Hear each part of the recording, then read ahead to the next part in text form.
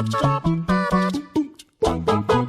guys, I'm Jess, and despite being a self-professed scaredy cat, I am a big fan of horror games. I think 2020 has served up enough horror of the not-so-fun variety, but 2021 is brimming with a bunch of great spooky video games to sate horror aficionados.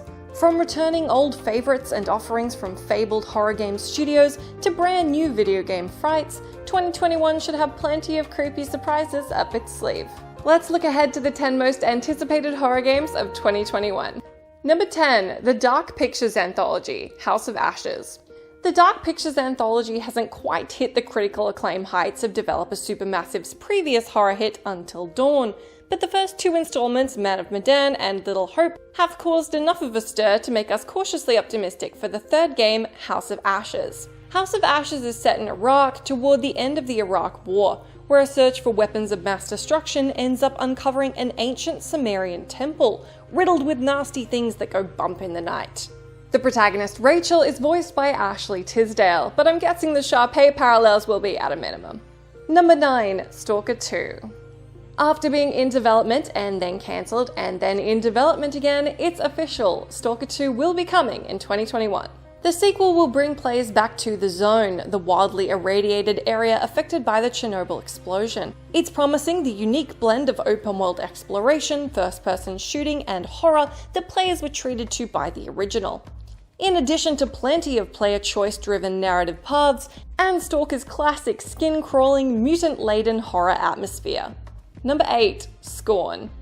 Ebb Software initially announced the first-person survival horror game Scorn way back in 2014. Since then, it's been a bit of a whirlwind. The developers ran an unsuccessful Kickstarter in 2014, but found private funding in 2015.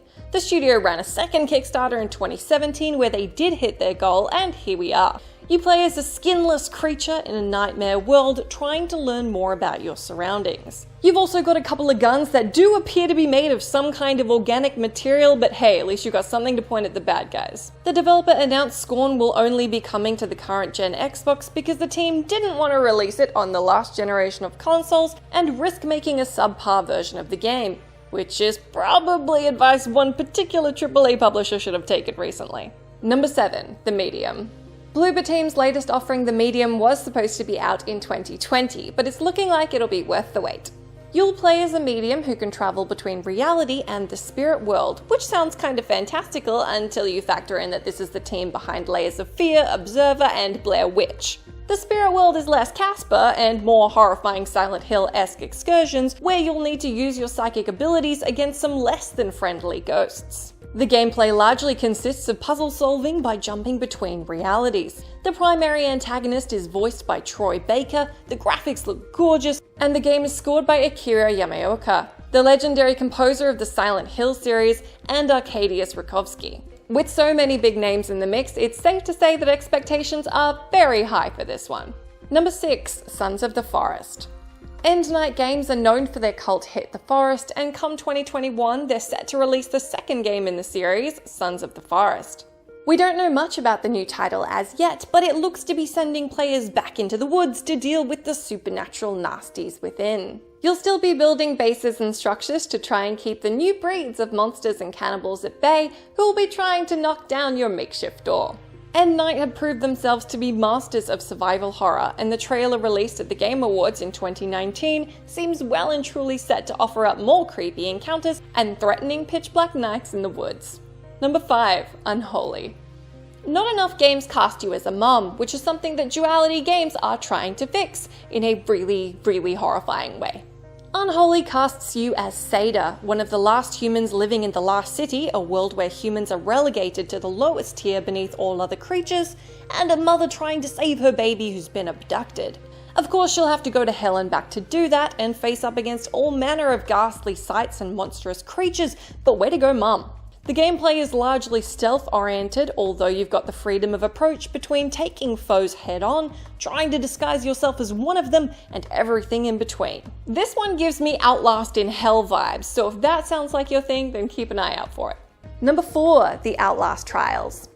Speaking of Outlast, Red Barrel's Run Like Hell Bonanza is back in 2021 with the Outlast Trials. Trials will be the third entry in the survival horror saga, but it's set apart from its predecessors as it'll be focused around multiplayer. The game is a spin-off set during the Cold War where up to 4 players will team up to escape some trials. Probably not the fun motorbike kind, but with just as much crashing, or, dying. The narrative centers on human guinea pigs, that's you, acquired by the Murkoff Corporation to try out new methods of brainwashing and mind control. Sounds terrifying and gory, so put it on your to-play list. Number 3, Little Nightmares 2.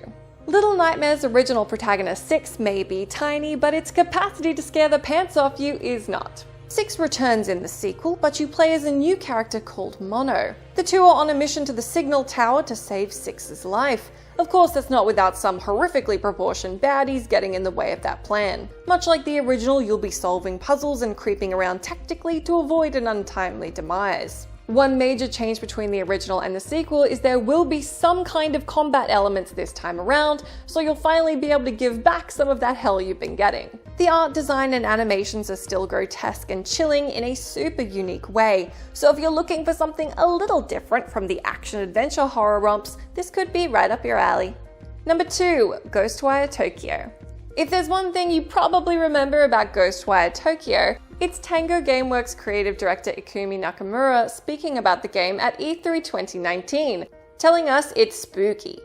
Though Nakamura left the company shortly after, Tango Gameworks is led by Shinji Mikami, the mind behind The Evil Within and early Resi games. The game is set in an alternate version of Tokyo, where people are mysteriously vanishing and the streets are filled with supernatural critters who may or may not want to kill you. The action-adventure will require you to use psychic abilities to take out the nastier ghosts around Tokyo, and the combat has been described as karate meets magic, which is quite frankly a fantastic description. Number 1, Resident Evil Village. If you hadn't guessed it already, our number 1 spot does indeed go to Resident Evil Village or Resi 8. Fans of the series have been greatly relieved to see the franchise on the up and up, and if Resi 7 is anything to go by, the sequel should be a horrific treat. A horror treat. A treat for horror fans, you know what I mean. The game is set a few years after the events of Resi 7, where series staple Chris Redfield makes a surprise visit to Resi 7 protagonist Ethan. A not-so-good surprise visit. The subsequent events lead Ethan to a village in Europe filled with all sorts of hostile foes. The jump scares look to be back in full force alongside the no-holds-barred frights, classic horror storytelling, and werewolves for some reason? Well, we trust you, Capcom. Let me know down in that comment box which horror game you're most excited to play in 2021. I've been Jess for WhatCulture. You can come say hi to me on Twitter where I'm at Jess McDonald, and stay tuned to us here for plenty more content.